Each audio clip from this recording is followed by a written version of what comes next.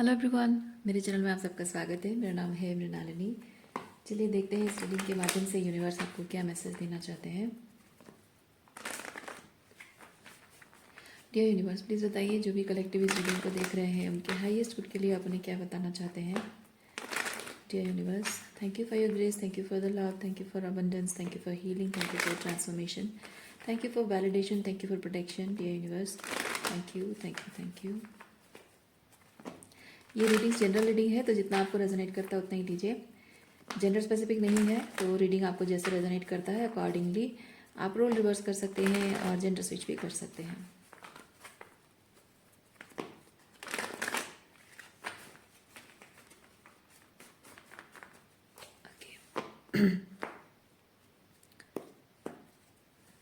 Master,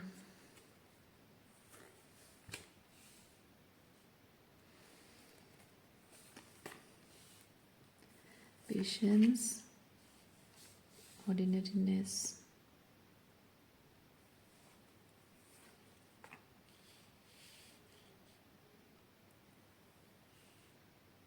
okay,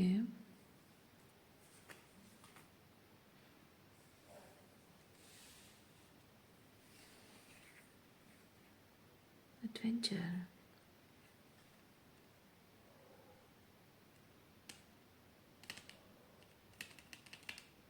yes, something didn't work out as we expected।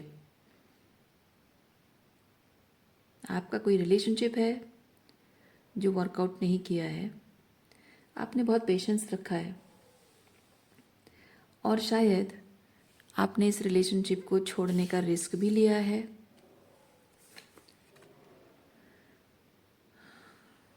आपको कोई, एक second, ये हम बाद में देखेंगे।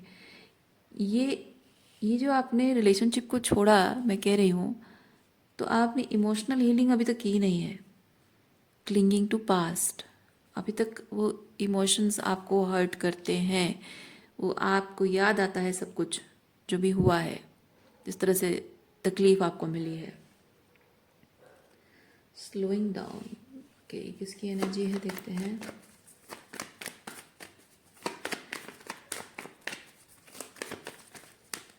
स्लोइंग डाउन कार्ड जो है वो नाइट ऑफ पेंटिकल है। थोड़ा सा ये जो रिलेशनशिप ब्रेकअप के बाद जो दर्द होता है, जो तकलीफ होती है, वो तकलीफ बहुत इंटेंस होती है। उस तकलीफ को थोड़ा सा कम करने की यहाँ पे कोशिश की जा रही है। आप कोशिश कर रहे हैं और उसके लिए आप चाह रहे हैं कि आपको कुछ नए इमोशंस मिलें। जो पुराने इमोशंस हैं वो दर्द को मिटाने के लिए या उसको भगाने के लिए, अवॉइड करने के लिए नए इमोशंस लाए जाए। और नए इमोशंस के लिए शायद आप फिर से एक नए रिलेशनशिप में एंटर किए हो या किसी नए पर्सन से मिले हो।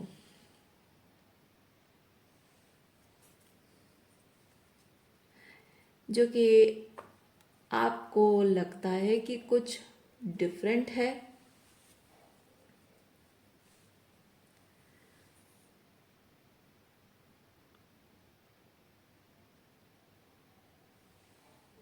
शायद आपने अपने मन की बात इस नए पर्सन को बताई हो कि पास्ट में मेरे साथ ऐसा हुआ था, वैसा हुआ था, मैंने ये झेला है, वो देखा है, ऐसा हुआ है, वैसा हुआ है। अपने सारे दुख और तकलीफ आपने इस इंसान के साथ शेयर किया है और आपने उसको ये भी बताया है कि आप उससे एक्सपेक्टेशन रखते हो थोड़ी सी प्यार की, थोड़ी सी हमदर्दी की, थोड़े से अपनेपन की, ताकि आप अपने दुख को भुला सको। ये ताकि अपने दुख को आप भुला सको। ओके, और क्या है?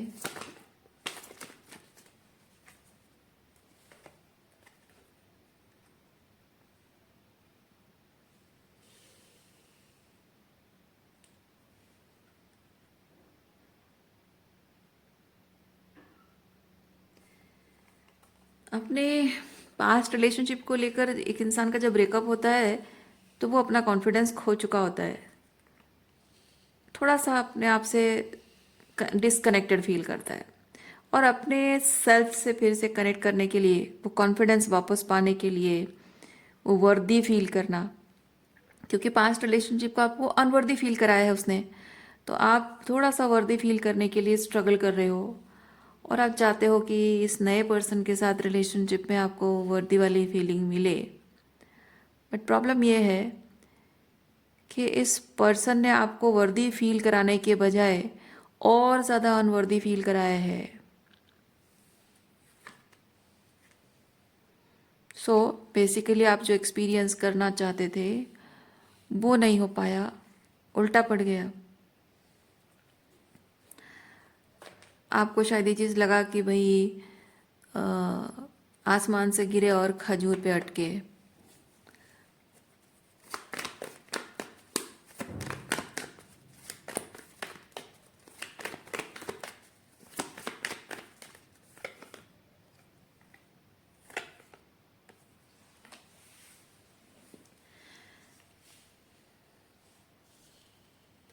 आप जो इस पर्सन से जुड़े हो, अपनी फीलिंग्स आपने इस पर्सन को बताई है, तो आपके अंदर एक बेचारा है, विक्टिम पर्सन है ना। सो उस विक्टिम को कंधा देना, उसमें उसको मज़ा आ रहा है। इस पर्सन को ये चीज़ लग रहा है कि आप थोड़ी सी खुशी चाहते हो, थोड़ा सा अच्छा फील करना चाहते हो, तो आपके साथ रहकर, आपको कंधा देकर उसे भी थोड़ी खुशी मिल जाएगी। थोड़ा सा प्यार, थोड़ा सा रोमांस, थोड़ी सी मस्ती, डेटिंग, घूमना फिरना।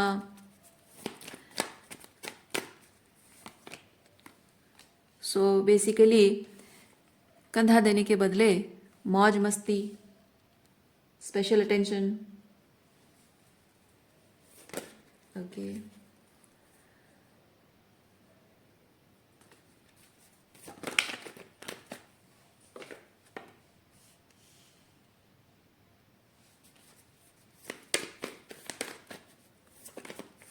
पर जबकि आपका एक्सपीरियंस बहुत गलत निकला है कि इसके साथ थोड़ा बेटर फील होगा, लेकिन और भी और भी ज़्यादा ट्रिगरिंग रहा है। So you ended up in this energy, सौरों की एनर्जी में, दुखी हो, स्ट्रेस्ड आउट हो। भाई कहाँ आके फंस गई मैं, ज़िंदगी भर जो दुख और तकलीफ मिला, इसके साथ सोचा था कि कुछ बेहतर होगा लाइफ में, कुछ अच्छा होगा, थोड़ा प्यार मिलेगा, थोड़ा अपनापन मिलेगा, सहारा मिलेगा। यहाँ तो उल्टा, ये तो और भी खून चूसने वाली एनर्जी है। क्या किया जाए, कैसे इससे बचा जाए?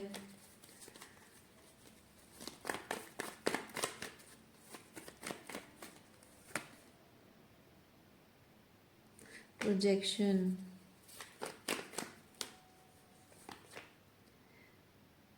ओके, सो यूनिवर्स इस सिचुएशन में आपको ये बता रहा है कि जैसे आपका हार्ट ब्रेक हुआ और आप बेहतर फील करने के लिए दूसरे ऑप्शन ट्राई कर रहे हो बजाय हील करने के, वैसे ही उसके अपनी जो भी इश्यूज हैं उससे बचने के लिए आप उसके लिए एक सहारे की तरह हो। सो बेटर फील करने के लिए, उसकी प्रॉब्लम से भागने के लिए, जो भी उसके इश्यूज होंगे हम उस पर बात नहीं करेंगे, लेकिन हाँ ये चीज़ है कि वो भी अपनी प्रॉब्लम से बचने के लिए आपको सहारा ले रहा है, आपका फ़ायदा उठा रहा है। तो बेसिकली वही चीज़ हो रहा है। आप जिस तकलीफ से बचने के लिए सहारा उसका ले रहे हो, वो भी अपनी तकलीफ से बचने आपका सहारा ले रहा है, एक दूसरे का फ़ायदा उठाना। तो इसको ये चीज़ लग रहा है कि बस फ्रेंड्स फॉर बेनिफिट है, पर आपको वो चीज़ पसंद नहीं आ रहा है। पसंद नहीं आ रहा है क्योंकि वो आपका जिस तरह से फ़ायदा उठा रहा है आपको पसंद नहीं आ रहा है, क्योंकि आप उसका फ़ायदा उठाने नहीं आए हो, आप उससे थोड़ा सा प्यार पाने आए हो, थोड़ा अपनापन महसूस करने आए हो। क्योंकि इस पर्सन की मानसिकता ऐसी है कि कोई भी इंसान का हार्ट ब्रेक होता है, ब्रेकअप होता है, उसके बाद आए और अपना दुखड़ा सुनाए, मतलब उसको कंधा देना है, बदले में मज़े करना है। पर आपका नहीं है। आपको शायद पता नहीं था उस वक्त, आपको पता नहीं था कि आपके जो डीपेस्ट वुंड्स क्या हैं जिसकी वजह से ये ब्रेकअप हुआ है और हीलिंग करने की ज़रूरत है। शायद आपको ये चीज़ पता नहीं थी, क्योंकि जिस इंसान को पता होता है ना, वो ब्रेकअप के बाद इमीडिएटली दूसरे रिलेशनशिप में नहीं जाता है, वो हीलिंग करता है। तो जाहिर सी बात है आपको पता नहीं था कि आपके वुंड्स एक पैटर्न है और आप भाग रहे हो अपने वुंड से, उनको हील करने से भाग रहे हो, आपको शायद पता नहीं था। और इसीलिए ऐसे पर्सन को आपने मैनिफेस्ट किया and you ended up being disappointed.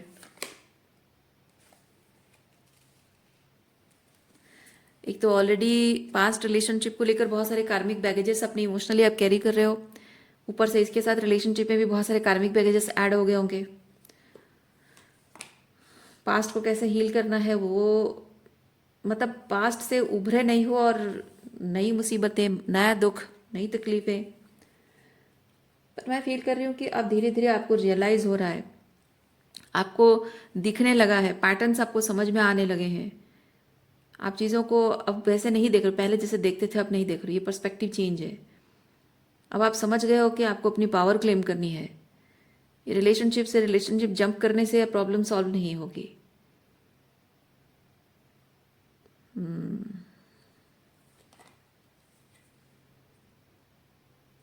और इसीलिए शायद इस वक्त आप सॉलिट्यूड में जा रहे हो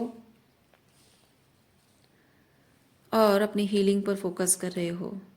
यस, अब नहीं चाहिए, अब कोई रिलेशनशिप पर अभी ध्यान नहीं दें, अभी किसी रिलेशनशिप पर ध्यान नहीं देना है।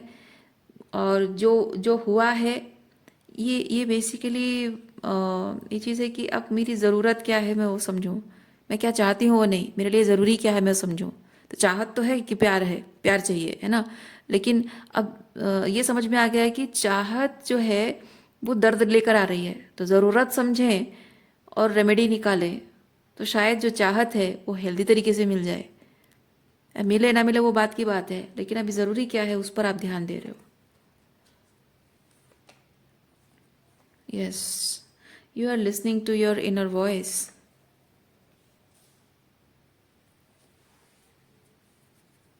So, अभी फिलहाल रिलेशनशिप का मैटर जो है वो पोस्टपोनमेंट है, अभी के लिए नहीं। अभी मैं थक चुकी हूँ। अभी अगर आप नहीं सोच रहे हो तो भी यूनिवर्स आपको ये एडवाइस कर रहा है कि फिलहाल लव रिलेशनशिप को लेकर, किसी तरीके का कोई भी रिलेशनशिप को लेकर थोड़ा सा पोस्टपोनमेंट चाहिए, ज़रूरी है, पोस्टपोन करना ज़रूरी है। अभी उस पर सोचना नहीं है, अभी अपनी हीलिंग पर फोकस करना वो ज़्यादा इम्पोर्टेंट है।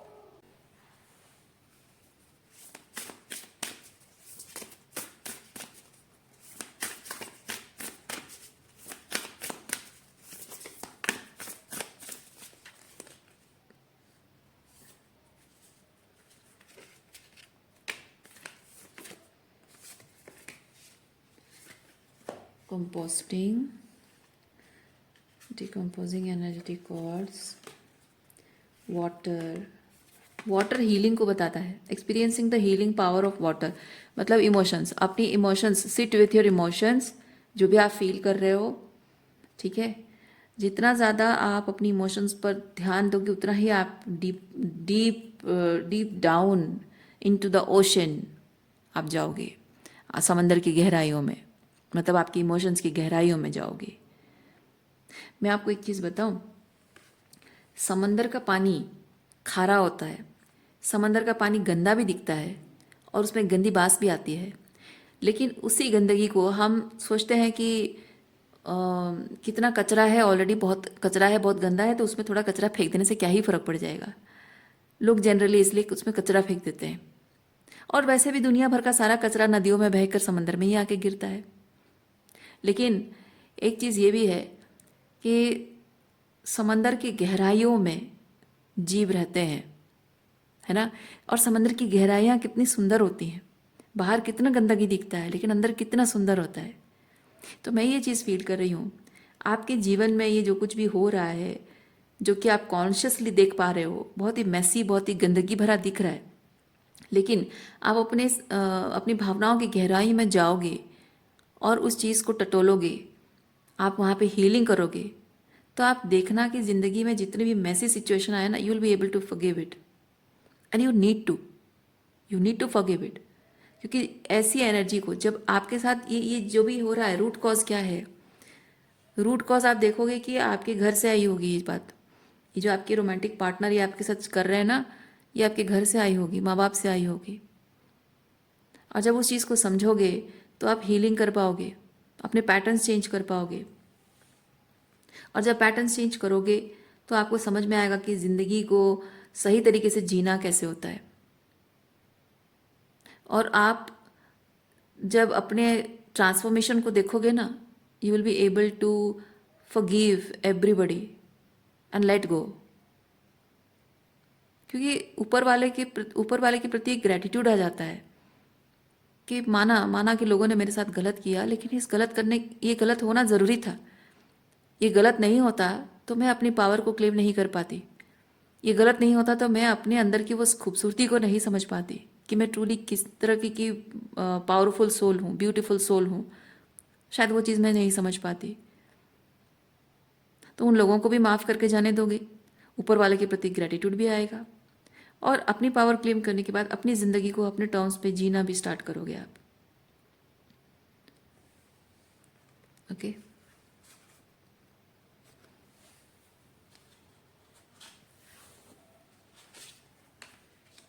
रीडिंग मैं यहीं पे रखती हूँ। उम्मीद रखती हूँ इस रीडिंग से आपको कुछ क्लैरिटी मिली हो। मैं आपको नेक्स्ट रीडिंग में मिलती हूँ। अपना ख्याल रखिए, खुश रहिए, बाय।